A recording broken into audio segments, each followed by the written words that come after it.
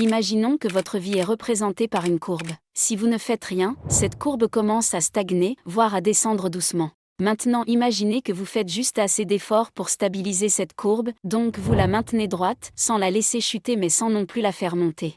Cet effort-là c'est le strict minimum pour éviter que tout ne s'effondre. C'est comme maintenir l'équilibre, mais sans avancer. Et là un phénomène intéressant entre en jeu. Si vous ne continuez pas à faire évoluer cette courbe vers le haut, elle finira inévitablement par baisser. Un peu comme l'entropie. Si vous ne faites pas d'efforts, le désordre et le déclin s'installent. Votre santé par exemple, si vous n'y prêtez pas attention, elle se détériore avec le temps. Votre développement personnel, vos compétences, votre carrière, c'est exactement pareil. Le progrès ne vient pas avec un simple effort ordinaire mais en allant au-delà du maintien de cette courbe. Faire le strict minimum, ça ne suffit pas pour avancer, car tout tend naturellement vers le chaos et la dégradation si on n'y fait pas attention. Prenons un exemple simple. Si vous ne nettoyez jamais votre maison, elle va devenir poussiéreuse et se dégrader avec le temps. Il en va de même pour votre santé physique. Si vous ne vous en occupez pas, si vous ne faites pas de l'exercice, ne mangez pas sainement, elle va se détériorer. Ce qui veut dire que même pour maintenir un statu quo, il faut un certain niveau d'effort. Si vous ne faites que ce qui est nécessaire, vous vous emparez d'une énergie juste suffisante pour empêcher les choses de se dégrader mais pas pour progresser. Et si nous voulons progresser dans la vie, il faut fournir plus d'efforts que ce qui est nécessaire pour la simple maintenance. Et oui, cela implique souvent de la douleur car sortir du statu quo, ça fait mal. Les portes qui entourent le statu quo sont la douleur. Si vous ne faites rien, la dégradation arrive, et c'est douloureux. Si vous faites un effort extraordinaire pour progresser, vous ressentez la douleur de la croissance. Prenons l'exemple du muscle. Si vous voulez développer un muscle, il faut passer par la douleur. Vous déchirez le muscle à un niveau microscopique pour que le corps le reconstruise plus fort. La douleur musculaire que vous ressentez après une séance de sport intense, c'est cela. Votre corps se prépare à devenir plus fort. Donc si vous voulez progresser dans votre vie, soyez prêt à fournir un effort qui dépasse l'ordinaire.